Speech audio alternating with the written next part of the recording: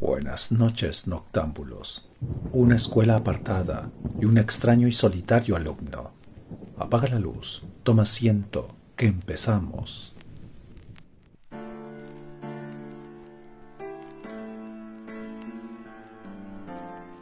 Infeliz es aquel a quien los recuerdos de la infancia solo traen miedo y tristeza. Howard Phillips Lovecraft.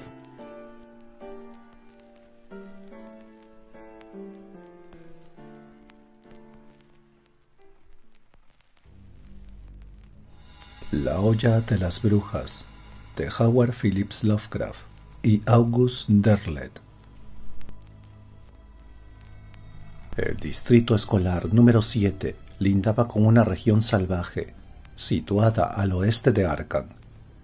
Se alzaba en el centro de una pequeña alameda de robles, algunos olmos y uno o dos arces. La carretera conducía por un lado a Arkham y por el otro se perdía en los oscuros bosques de Poniente. Cuando tomé posesión de mi nuevo cargo de maestro, a primeros de septiembre de 1920, el edificio de la escuela me pareció realmente encantador.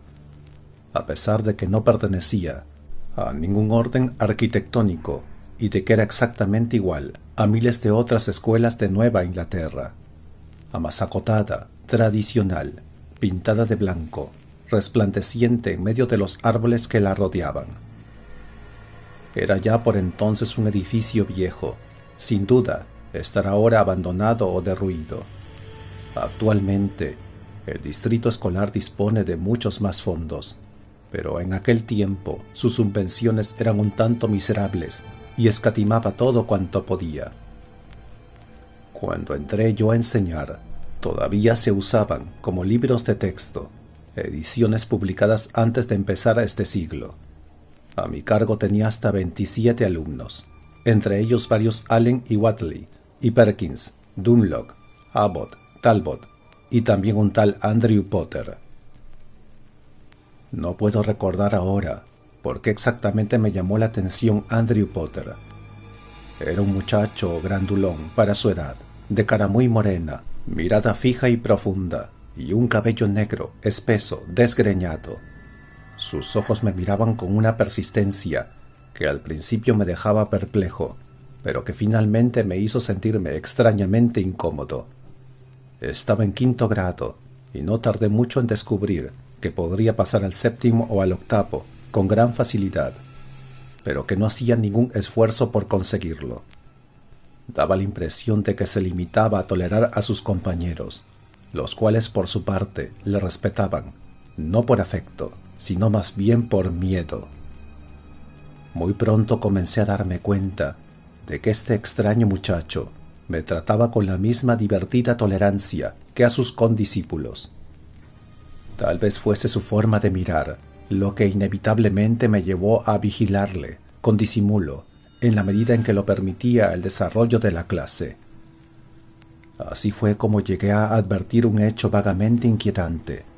De cuando en cuando, Andrew Potter respondía a un estímulo que mis sentidos no llegaban a captar, y reaccionaba exactamente como si alguien lo llamara. Se despabilaba entonces, se ponía alerta, y adoptaba la misma actitud que los animales, cuando oyen ruidos imperceptibles para el oído humano. Cada vez más intrigado aproveché la primera ocasión para preguntar sobre él. Uno de los chicos de 8º grado, Wilbur Dunlop, solía quedarse después de terminar la clase y ayudar a la limpieza del aula. Wilbur, dije una tarde, cuando todos se hubieron marchado, observo que ninguno de vosotros le hacéis caso a Andrew Potter. ¿Por qué? Me miró con cierta desconfianza y reflexionó antes de encoger los hombros para contestar. No es como nosotros, me dijo. ¿En qué sentido? El niño sacudió la cabeza. No le importa si le dejamos jugar con nosotros o no. Además, no quiere. Parecía contestar de mala gana, pero a fuerza de preguntas conseguí sacarle alguna información. Los Potter vivían hacia el interior, en las colinas boscosas de Poniente, cerca de una desviación casi abandonada de la carretera, que atraviesa aquella zona selvática. Su granja estaba situada en un pequeño valle, conocido en la localidad como la Hoya de las Brujas, y que Wilbur describió como un sitio malo. La familia constaba de 4 miembros: Andrew, una hermana mayor que él, y los padres. No se mezclaban con las demás gentes del distrito, ni siquiera con los Dunlop, que eran sus vecinos más cercanos, y vivían a 1 kilómetro de la escuela y a unos 7 de la Hoya de las Brujas. Ambas granjas estaban separadas por el bosque. No pudo o no quiso decirme más. Una semana después pedí a Andrew Potter que se quedara al terminar la clase. No puso ninguna objeción, como si mi petición fuera la cosa más natural.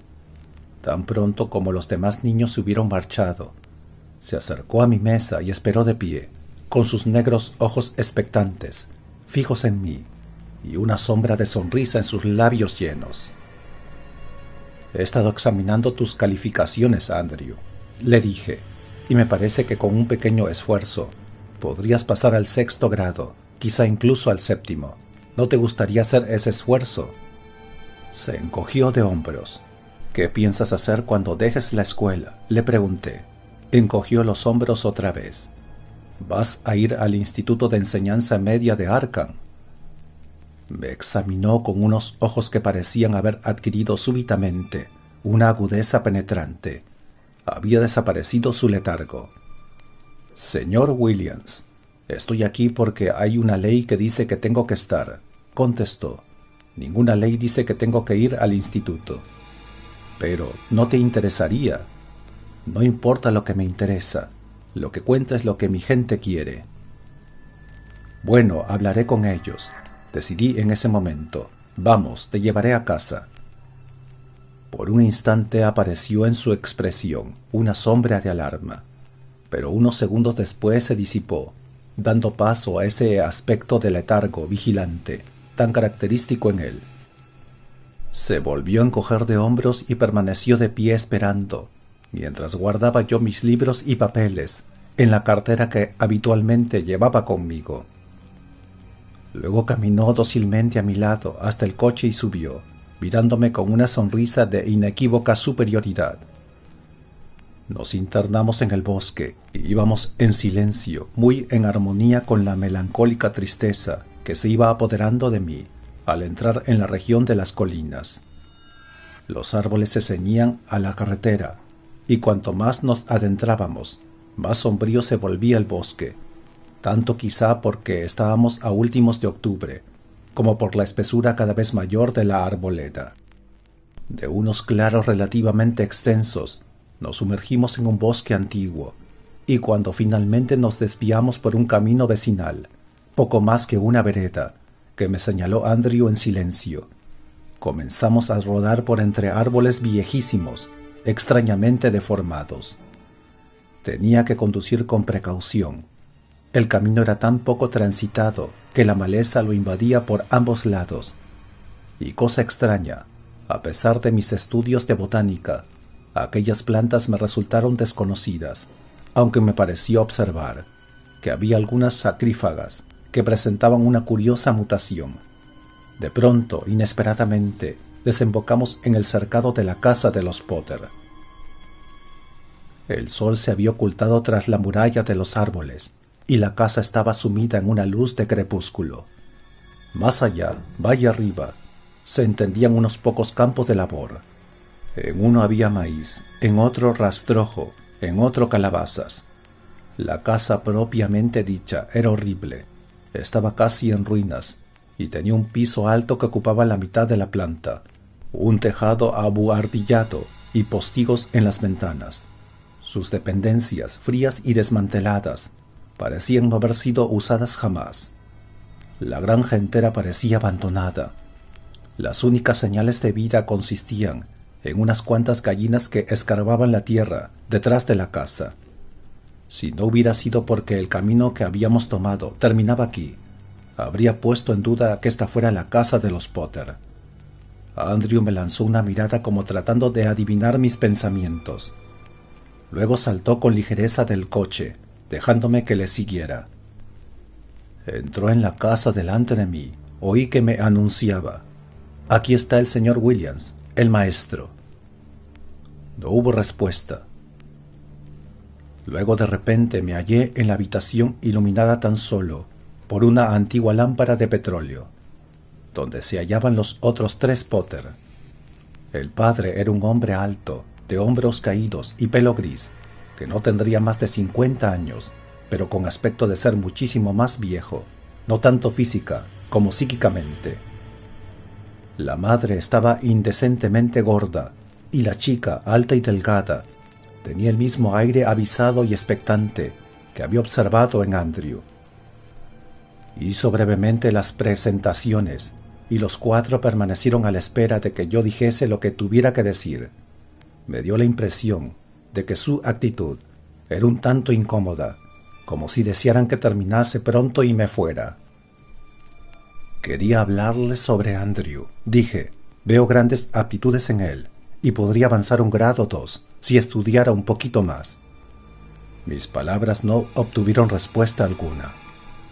«Estoy convencido de que tiene suficientes conocimientos y bastante capacidad para estar en 8º grado», dije y me callé. «Si estuviera en 8º grado», dijo el padre, «tendría que ir al instituto al terminar la escuela, por cosa de la edad. Es la ley, me lo han dicho». Me vino a la memoria lo que Wilbur Dunlop me había dicho del aislamiento de los Potter, y mientras escuchaba las razones del viejo, me di cuenta de que toda la familia se hallaba tensa y de que su actitud había variado imperceptiblemente. En el momento en que el padre dejó de hablar, se restableció una uniformidad singular. Era como si los 4 estuvieran escuchando una voz interior. Dudo que se enteraran siquiera de mis palabras de protesta. No pueden esperar que un muchacho inteligente como Andrew se recluya en un lugar como este, dije por último. «Aquí estará bien», dijo el viejo Potter. «Además es nuestro, y ahora no vaya hablando por ahí de nosotros, señor Williams». En su voz había una nota de amenaza que me dejó asombrado. Al mismo tiempo se me hacía cada vez más patente la atmósfera de hostilidad, que no provenía tanto de ellos como de la casa y los campos que la rodeaban. «Gracias», dije, «ya me voy». Di media vuelta y salí.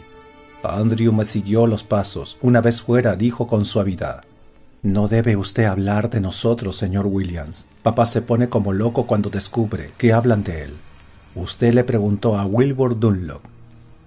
Me quedé paralizado, con un pie en el estribo del coche. Me volví y le pregunté: «¿Te lo ha dicho él?» Movió la cabeza negativamente. «Fue usted, señor Williams», dijo al tiempo que retrocedía. Y antes de que pudiera yo abrir la boca otra vez, se había metido en la casa como una flecha. Por un instante permanecí indeciso, pero no tardé en reaccionar. Súbitamente, en el crepúsculo, la casa adquirió un aspecto amenazador, y todos los árboles del contorno parecieron estar esperando el momento de doblarse hacia mí. En verdad percibí un susurro, como el rumor de una brisa en todo el bosque, aunque no soplaba aire de ninguna clase, y me vino de la casa una oleada de malevolencia que me hirió como una bofetada. Me metí en el coche y me alejé, sintiendo aún en la nuca aquella impresión de malignidad, como el aliento ardiente de un salvaje perseguidor. Llegué a mi apartamento de Arkham en un estado de gran agitación. Allí, meditando lo que había pasado, decidí que había sufrido una influencia psíquica sumamente perturbadora. No cabía otra explicación. Tenía el convencimiento de que me había arrojado ciegamente a unas aguas mucho más profundas de lo que creía, y lo auténticamente inesperado de esta vivencia me lo hacía más estremecedora. No pude comer, preguntándome qué pasaba en la olla de las brujas, que mantenía a la familia tan sólidamente unida, que la ataba a aquel paraje, y que sofocaba en un muchacho prometedor como Andrew Potter incluso el más fugaz deseo de abandonar aquel valle sombrío y salir a un mundo más luminoso y alegre. Durante la mayor parte de la noche estuve dando vueltas sin poderme dormir, lleno de temores innominados e inexplicables. Y cuando por último me dormí, Mi sueño se vio invadido de pesadillas espantosas, en las que se me representaban unos seres infinitamente ajenos a toda humana fantasía, y tenían lugar hechos horrendos. Cuando me desperté, a la mañana siguiente, experimenté la sensación de haber rozado un mundo totalmente extraño al de los hombres. Llegué a la escuela por la mañana temprano, pero Wilbur Dunlop estaba ya allí. Sus ojos me miraron con triste reproche. No comprendí lo que había sucedido para provocar esa actitud en un alumno normalmente tan servicial. No debía haberle dicho a Andrew Potter que habíamos hablado de él, dijo con una especie de desdichada resignación. No lo hice, Wilbur. Lo que sé es que yo no fui, de modo que tiene que haber sido usted, dijo y añadió. Esta noche han muerto 6 de nuestras vacas. Se les ha hundido encima el cobertizo donde estaban. De momento me quedé tan aturdido que no pude replicar. Algún golpe de viento repentino, comencé, pero me cortó enseguida. No ha hecho viento esta noche, señor Williams, y las vacas estaban aplastadas. No pensarás que los Potter tienen nada que ver con eso, Wilbur, exclamé. Me lanzó una mirada de paciencia, como a veces mira a quien sabe a quién debería saber, pero no comprende y no dijo nada. Esta noche me pareció aún más alarmante que la experiencia de la tarde anterior. Por lo menos Wilbur estaba convencido de que había una relación entre nuestra conversación sobre la familia Potter y la pérdida de la media docena de vacas. Y estaba tan hondamente convencido de ello, que de antemano se veía que nada en el mundo podría disuadirle. Cuando entró Andrew Potter traté inútilmente de descubrir en él algún cambio desde la última vez que le vi. Mal que peor, concluí aquella jornada de clase. Inmediatamente después de terminar, me marché apresuradamente a Arkham y me dirigí a las oficinas de la Gazette, cuyo redactor jefe, como miembro del Consejo de Educación del distrito, se había portado muy amablemente conmigo, ayudándome a encontrar alojamiento. Era un hombre de casi 70 años, y tal vez podría ayudarme en mis indagaciones. Mi cara debía reflejar el estado de agitación que sentía porque, nada más entrar, levantó las cejas y dijo: «¿Qué le pasa, señor Williams?» Traté de disimular todo lo que pude, toda vez que nada en concreto podía exponer, y visto a la fría luz del día, lo que tenía que contar parecería locura a cualquier persona sensata. Dije solamente: «Me gustaría saber algo sobre la familia de los Potter, que vive en la Hoya de las Brujas, al oeste de la escuela». Me lanzó una mirada enigmática. «¿No ha oído hablar nunca del viejo hechicero Potter?», preguntó, y antes de que pudiera responder, prosiguió: «No, naturalmente, usted es de Brattleboro. Difícilmente podría esperarse que los de Vermont se enteraran de lo que ocurre en una apartada región de Massachusetts. Pues verá, el viejo vivía antes allí, él solo. Era ya bastante viejo cuando yo lo vi por primera vez. Y estos Potter de ahora eran unos familiares lejanos que vivían entonces en el Alto Michigan. Heredaron la propiedad y vinieron a establecerse ahí cuando murió el hechicero Potter. «¿Pero qué sabe usted de ellos?», insistí. «Nada, lo que todo el mundo», dijo, «que cuando vinieron eran gente muy afable, que ahora no hablan con nadie, que no salen casi nunca, y muchas habladurías sobre animales que se extravían, y cosas así. La gente relaciona lo uno con lo otro». De esta forma siguió la conversación, en el curso de la cual lo sometí a un verdadero interrogatorio, y así fue como escuché una mezcla desconcertante de leyendas, alusiones, relatos contados a medias, y sucesos totalmente incomprensibles para mí. Lo que parecía indiscutible era que había un lejano parentesco entre el hechicero Potter y un tal brujo Whatley, que vivió cerca de Dunwich, un tipo de mala calaña, según mi amigo el redactor jefe. También parecía indudable que el viejo hechicero Potter había llevado una vida solitaria, que había alcanzado una edad avanzadísima y que la gente solía evitar el paso por la Hoya de las Brujas. Lo que parecía pura fantasía eran las supersticiones relacionadas con esa familia. Se decía que el hechicero Potter había invocado a algo que bajó del cielo y vivió con él, o en él, hasta su muerte, y que un viajero extraviado, hallado en estado agónico en la carretera general, había dicho en sus últimas ansias algo así como que una cosa con tentáculos, un ser pegajoso, de gelatina, con ventosas en los tentáculos, salió del bosque y le atacó. Mi amigo me contó varias historias más por el estilo. Cuando terminó, me escribió una nota para el bibliotecario de la Universidad de Miskatonic, en Arkham, y me la tendió. Dígale que le facilite este libro, quizá le sirva de algo. Encogió los hombros, o tal vez no.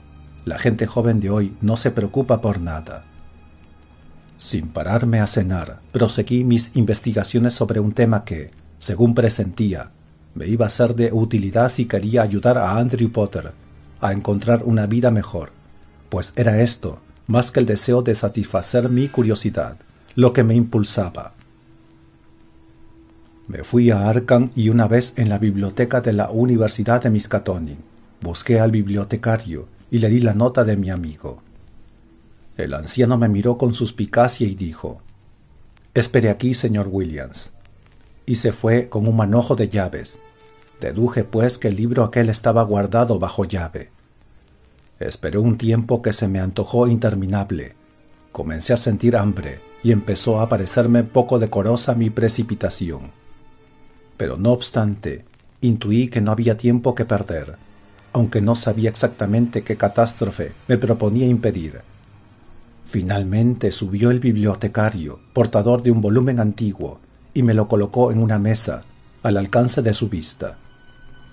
El título del libro estaba en latín, Necronomicon, aunque su autor era evidentemente árabe, Abdul al-Harred, y su texto estaba escrito en un inglés arcaico. Comencé a leer con un interés que pronto se convirtió en total turbación. El libro se refería a antiguas y extrañas razas, invasoras de la tierra, a grandes seres míticos llamados unos dioses arquetípicos y otros primordiales, de exóticos nombres, como Cthulhu y Hastur, Chum-Nigurad y Azathoth, Dagón e Ithaca, Wendigo y Tagawa. Todo ello se relacionaba con una especie de plan para dominar la tierra. Al servicio de estos seres estaban ciertos pueblos extraños de nuestro planeta, los Chochó, los Profundos y otros. Era un libro repleto de ciencia cabalística y de hechizos. En él se relataba una gran batalla interplanetaria entre los dioses arquetípicos y los primordiales, y cómo habían sobrevivido cultos y adeptos en lugares remotos y aislados de nuestro planeta, así como en otros planetas hermanos. No comprendí la relación que podía haber entre ese galimatías y el problema que a mí me preocupaba, la extraña e introvertida familia Potter, con su deseo de soledad y su forma antisocial de vivir. No sé cuánto tiempo estuve leyendo. Me interrumpí al darme cuenta de que, no lejos de mi mesa, había un desconocido que no me quitaba ojo, sino para ponerlo en el libro que yo leía. Cuando se vio descubierto, se me acercó y me dirigió la palabra.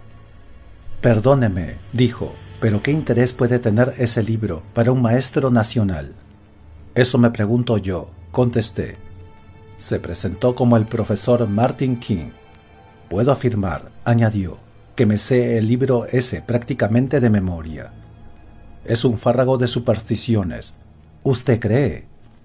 «Completamente.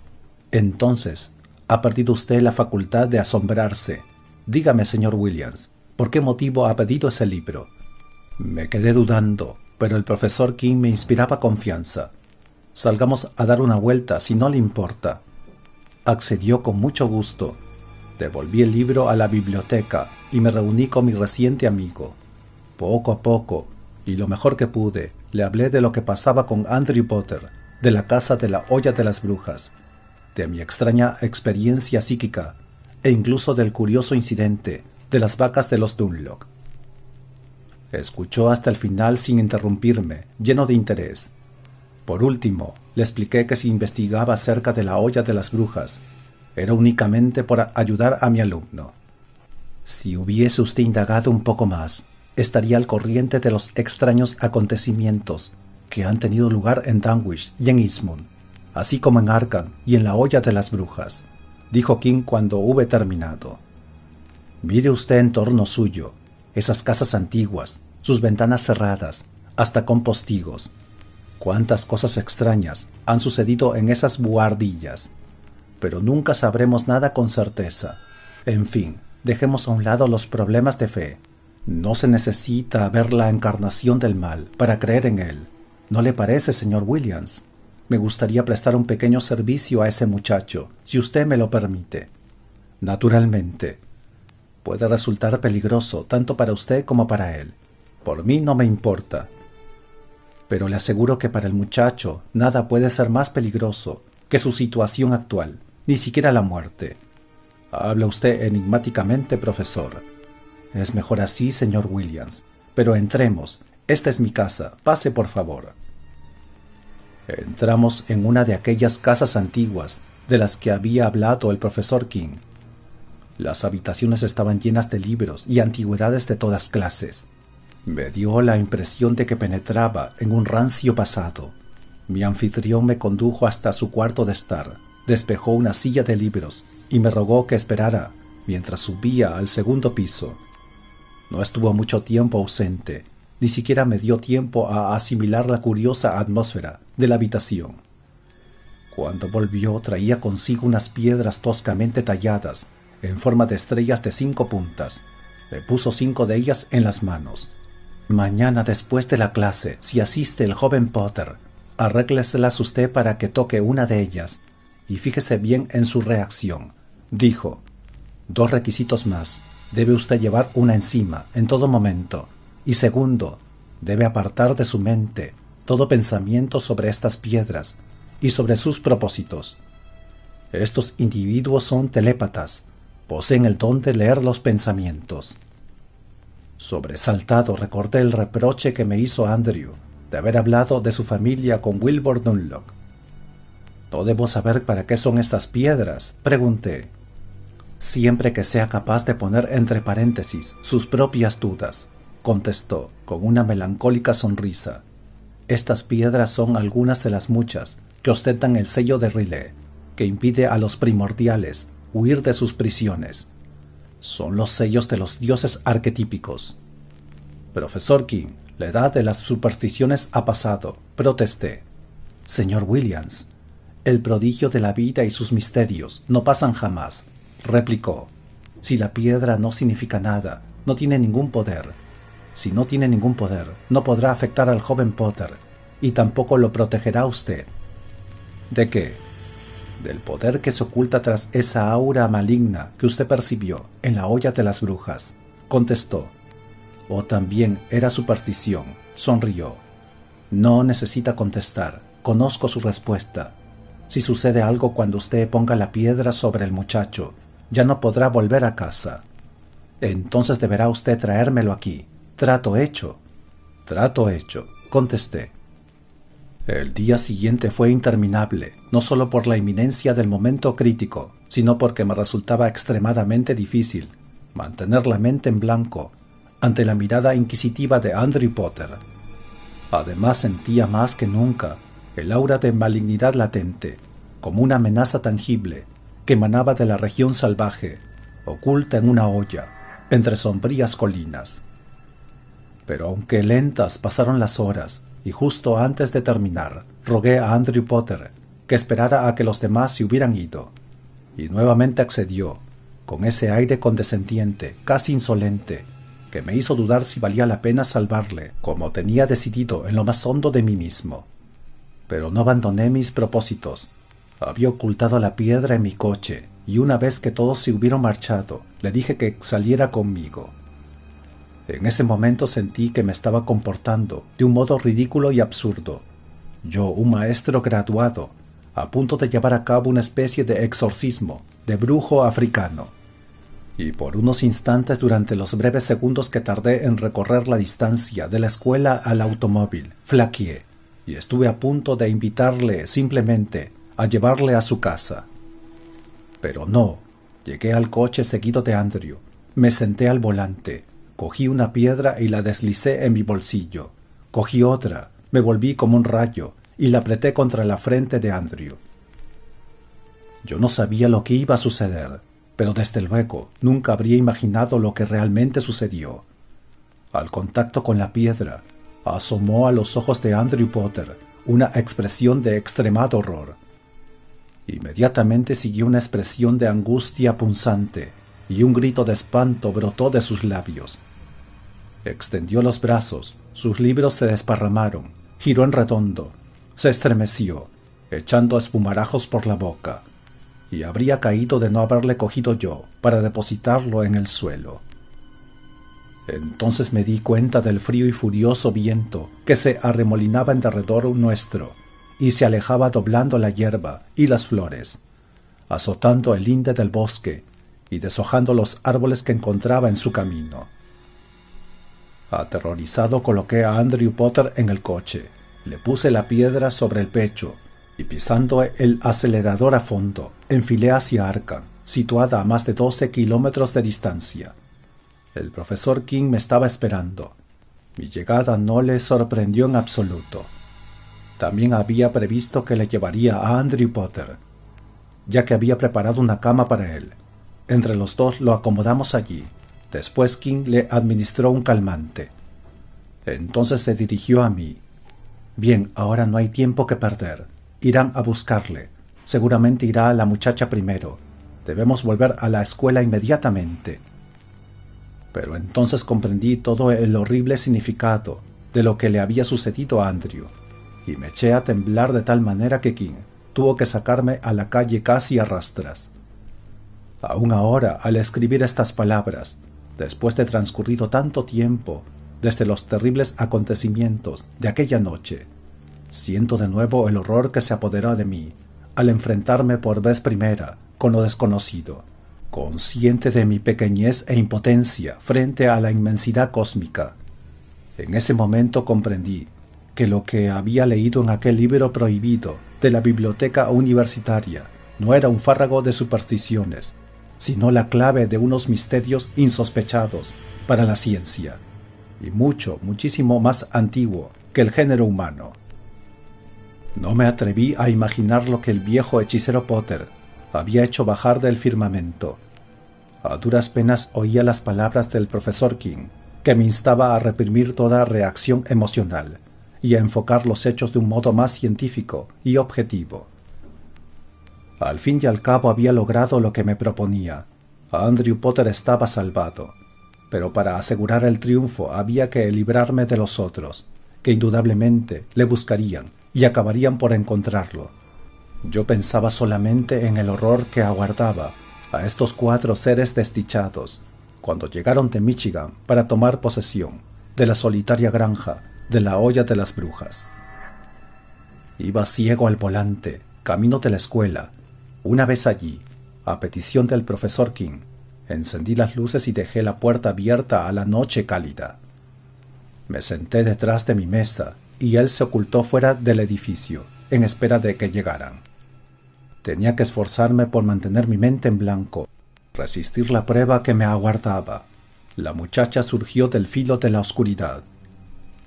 Después de sufrir la misma suerte de su hermano y haber sido depositada junto al escritorio, con la estrella de piedra sobre el pecho, apareció el padre en el umbral de la puerta.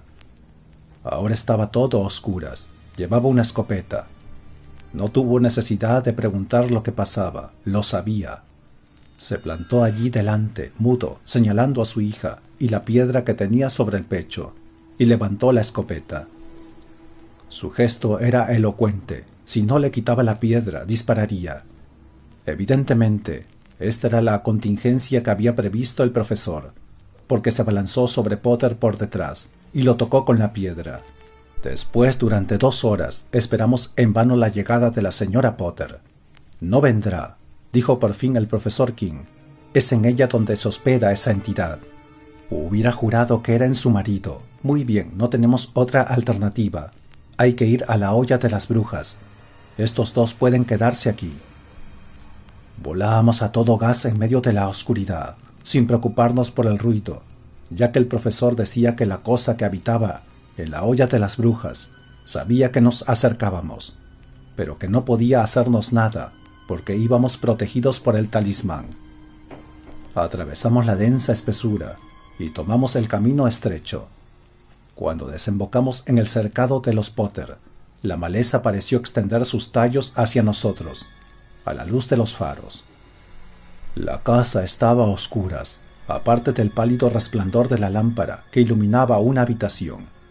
El profesor King saltó del coche con su bolsa llena de estrellas de piedra y se puso a sellar la casa. Colocó una piedra en cada una de las puertas y una en cada ventana. Por una de ellas vimos a la señora Potter sentada ante la mesa de la cocina, impasible, vigilante, enterada, sin disimulos ya, muy distinta de la mujer que había visto no hacía mucho en esta misma casa. Ahora parecía una enorme bestia acorralada. Al terminar su operación, mi compañero volvió a la parte delantera de la casa y, apilando unos montones de broza contra la puerta sin atender a mis protestas, pegó fuego al edificio. Luego volvió a la ventana para vigilar a la mujer y me explicó que solo el fuego podía destruir esa fuerza elemental, pero que esperaba salvar todavía a la señora Potter. Quizás sería mejor que no mirara, señor Williams. No le hice caso. Ojalá sí lo hubiera hecho. Me asomé a la ventana por detrás de él y presencié lo que sucedía en el interior. El humo del fuego estaba empezando a penetrar en la casa. La señora Potter, o la monstruosa entidad que animaba su cuerpo obeso, dio un salto, corrió atemorizada a la puerta trasera, retrocedió a la ventana, se retiró y volvió al centro de la habitación, entre la mesa y la chimenea aún apagada. Allí cayó al suelo, jadeando y retorciéndose. La habitación se fue llenando poco a poco de un humo que empañaba la amarillenta luz de la lámpara, impidiendo ver con claridad, pero no ocultó por completo la escena de aquella terrible lucha que se desarrollaba en el suelo. La señora Potter se debatía como en las convulsiones de la agonía, y lentamente comenzó a tomar consistencia una forma brumosa, transparente, apenas visible en el aire cargado de humo. Era una masa amorfa, increíble, palpitante y temblona como gelatina, cubierta de tentáculos. Aún a través del cristal de la ventana sentí su inteligencia inexorable, su frialdad incluso física. Aquella cosa se elevaba como una nube del cuerpo ya inmóvil de la señora Potter. Luego se inclinó hacia la chimenea y se escurrió por allí como un vapor. ¡La chimenea!, gritó el profesor King y cayó al suelo. En la noche apacible, saliendo de la chimenea, comenzaba a desparramarse una negrura, como un humo, que no tardó en concentrarse nuevamente, y de pronto la inmensa sombra negra salió disparada hacia arriba, hacia las estrellas, en dirección a las Yadas, de donde el viejo hechicero Potter la había llamado para que habitara en él. Así abandonó el lugar en donde aguardara la llegada de los otros Potter, para proporcionarse un nuevo cuerpo en que alojarse sobre la faz de la tierra. Nos las arreglamos para sacar a la señora Potter fuera de la casa. Se encontraba muy débil pero viva. No hace falta detallar el resto de los acontecimientos de esa noche. Baste saber que el profesor esperó a que el fuego hubiera consumido la casa y recogió luego su colección de piedras estrelladas. La familia Potter, una vez liberada de aquella maldición de la olla de las brujas, decidió partir y no volver jamás por aquel valle espectral. En cuanto a Andrew, antes de despertar habló en sueños de los grandes vientos que azotan y despedazan y de un lugar junto al lago de Halley, donde viven venturosos para siempre. Nunca he tenido valor para preguntarme qué era lo que el viejo hechicero Potter había llamado de las estrellas, pero sé que implica unos secretos que es preferible no desentrañar, y de cuya existencia jamás me habría enterado, de no haberme tocado el distrito escolar número 7, y de no haber tenido entre mis alumnos al extraño muchacho que era Andrew Potter.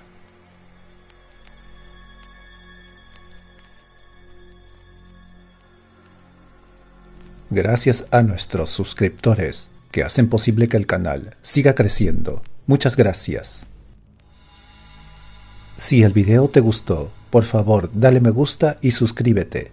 Eso me ayudaría muchísimo. Muchas gracias.